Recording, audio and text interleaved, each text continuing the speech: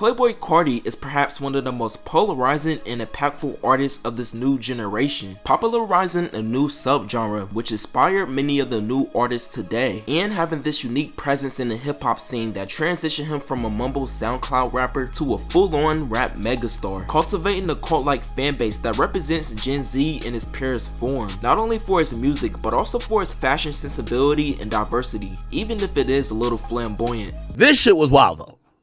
I will be honest with you. This was definitely motherfucking wild right here.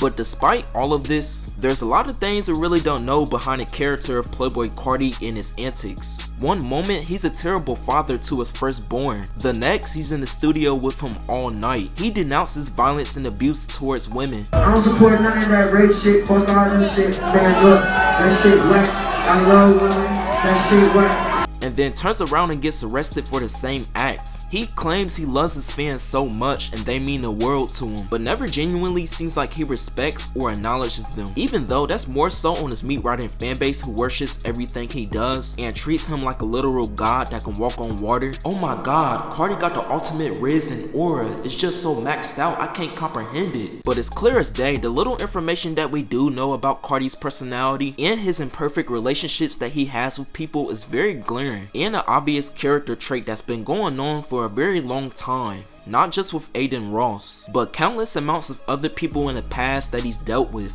and one way or another screwed them over with a selfish intent. And you know what's the craziest part about it? It's continuing to happen right in front of us, time after time again. Hey though, he is living his raps. He is a true narcissist. Play the PlayStation with Lil Uzi?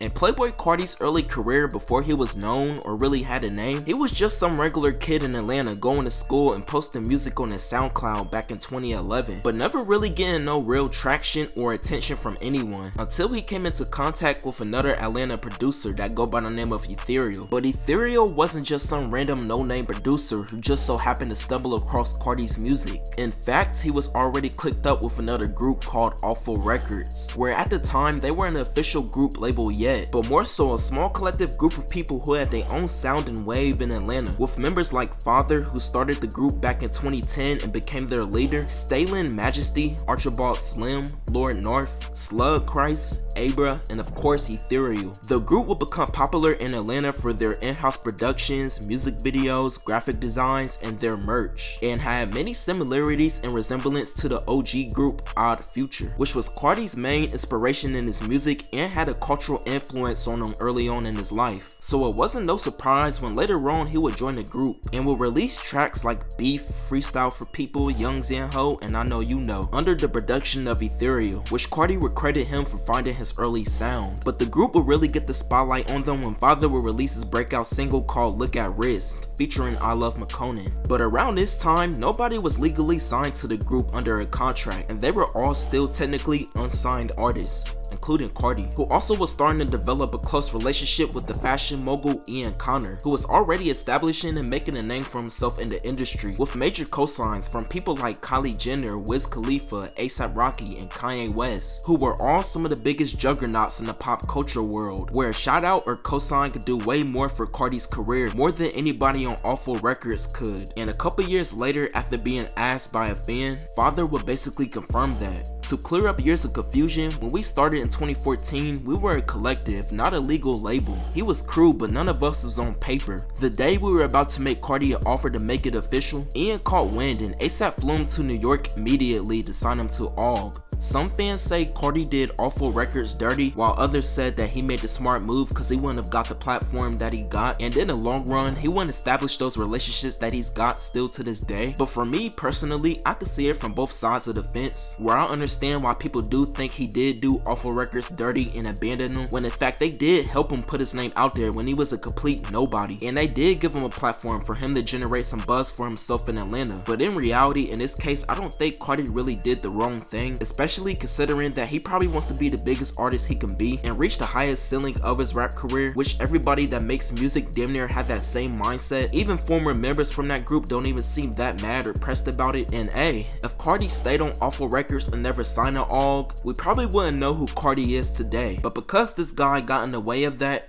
We will never know. Only nigga that can kill me right now is Ian Connor. You know why he killed me? Because that's my brother. Without a doubt, Carti becoming close friends of Ian Connor is probably the best thing that ever happened in his career. Ian Connor at one point in time was the most influential streetwear influencer on the internet, and most notably gained a lot of attention on Periscope and Tumblr, where his fit pics would go viral, snippets he previewed, everybody wanted to know what song it was, his face would be featured on random streetwear jerseys, which blew up his face and image even more, and would start modeling for popular companies like Bape and Pyrex. But his big break came when he got the attention of Kanye West and would become his personal stylist and model for the brand Yeezy, which made him a household name to the youth culture. Now you're probably wondering why I'm just rambling about Ian Connor's career and what does this have to do with Playboi Carti? How strong was your buzz at that time? It was good, you know what I'm saying? Upcoming SoundCloud artist. And I had another friend of mine who was part of ASAP. So Rocky was just, if he wanted to find out anything about me, he would just hit up, you know, the other ASAP artist who was around me, you know what I'm saying? And who was that? That was Ian, you know what I'm saying? Yeah. While Ian Connor was blowing up and becoming an internet sensation, Playboi Carti was practically unknown to the world. But Ian would change that. Ian would post Carti in his snippets throughout his social media, where his music would gain a lot of traction due to Ian having a cult fan base, and everything that Ian did was seen as the cool thing to do, which now that I think about it, it do kind of sound a little familiar. Gucci speaks.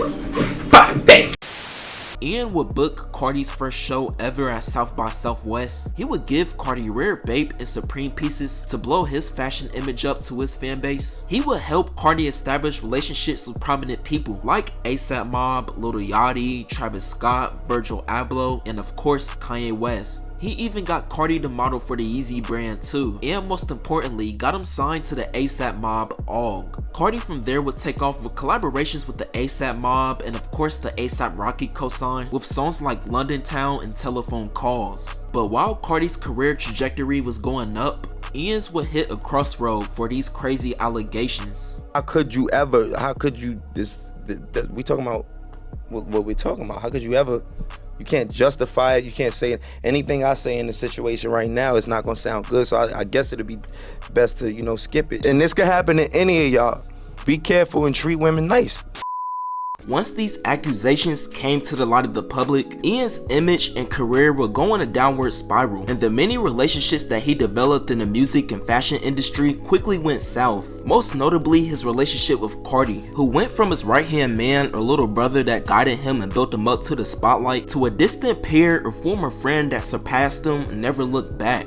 Carti would go on to have countless amounts of chart-topping songs, platinum-selling albums, collaborate with some of the biggest artists in the music industry, be featured in major pieces like Vogue, Rolling Stone, Virgil Abloh's Louis Vuitton show, Kanye West's Donda event, the They Thought I Was Gay movement. They thought I was gay. But can you really blame Carti for doing that and separating his name from Ian's? I mean, his accusers did jump up to 33 victims, while some people claim it's even more, and he's not really on the good side of the public opinion neither. He's been called out for being unoriginal, stealing people's ideas, being problematic, and always getting into altercations, overpricing cheap rip-off shoes. There would have been a lot of secondhand issues that Carti would have dealt with due to Ian's arrogance. I'm not even really saying that Carti and Ian needed to stop being cool, but if Carti was going to progress his career and become the superstar that he is today, him publicly affiliating himself with Ian Connor would have been career suicide.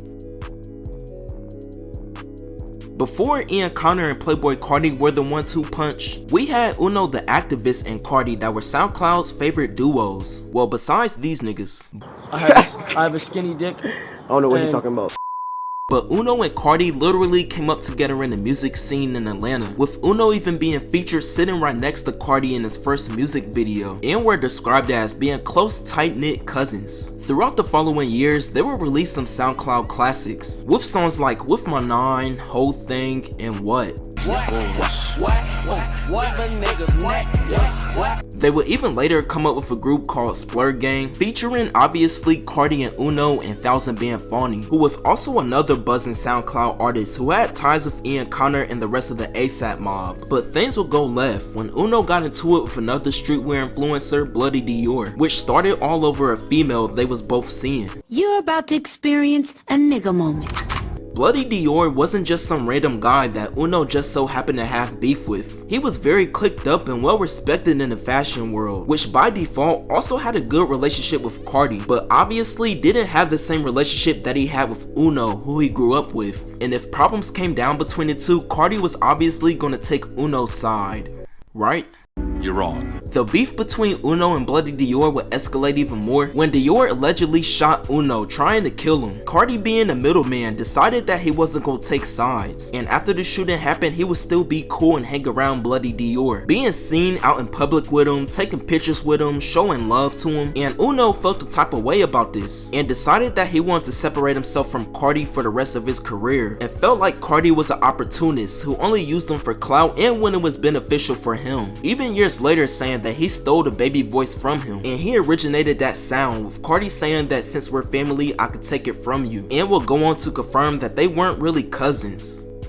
You gotta just check your surroundings, like you gotta make sure niggas is really here for you, you know what I'm saying? Like you can't just be, you can't think of everybody, bro, like realistically.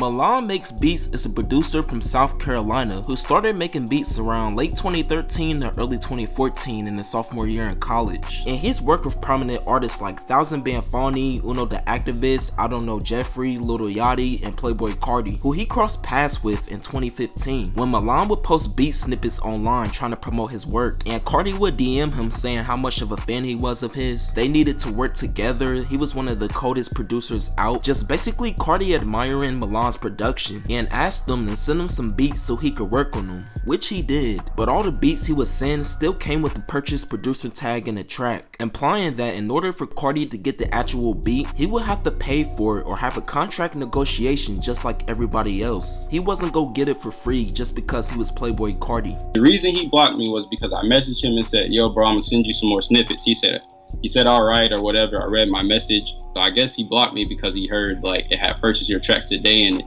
because he's messaged me before and told me stop sending me beats with purchase your tracks today in it, dead ass. Carti would take the beats from the snippets that Milan sent them, where he would reverb and remake the tracks as if they were his own, and would make full songs out of these instrumentals, with tracks like On Go, Butterfly Coupe, Winning All Day, and V-Lone Thugs, where Milan first discovered on Ian's Periscope page that Carti was stealing his beats and making songs over them. A couple months later, like on Periscope, I saw Ian Connor like playing this beat and the song with Carti on it, and so I started hitting him up like, you know, that's my beat. I didn't even really care how they got it, but I just, you know, I wanted to get paid.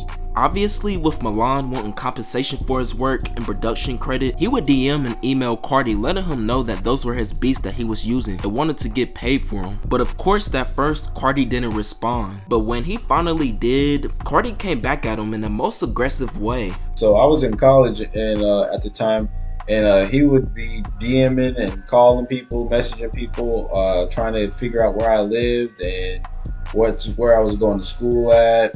I'm a college student in college, just trying to make a career out of this and do my thing, do something I'm passionate about. In 2016, as time would go on, more and more of Carti unreleased songs would surface on the internet and fan pages, with a lot of them being under the production of Milan himself. Like early 2016, like hella snippets started dropping with like Carti on them, and it's my beats. I started seeing those popping up everywhere. People asking me about it, like, yo, I saw you produce Pit Stop. Yo, I saw you produce Winning All Day. I heard this other song with Carti, like, and I was like, damn, like he's using my stuff but not trying to communicate. Carti's team would eventually contact Milan about his disputes he was having with Carti, and would agree to finally negotiate business with him, and notified him that he was going to be heavily featured on Carti's self-titled album. But there was a catch to this. Before Milan would sign a contract or make a deal with them, they wanted him to give them all his material he was working on and beats. And obviously how he dealt with Carti in the past, he got cold feet and declined. But he was like, no, fuck you. Don't drop shit with my name on it. You a bitch. I'm gonna set you up. I'm gonna do this, that, and the fourth. I'm in the UK. I'll send somebody to your house right now. So you got pressure and smoke for me as a college student, just trying to get some fair compensation and get credit. But then there's a real street dude that's talking about living the same lifestyle that Carti claims to live, right in the same city, the same area as you, but you don't say nothing to him, from my understanding.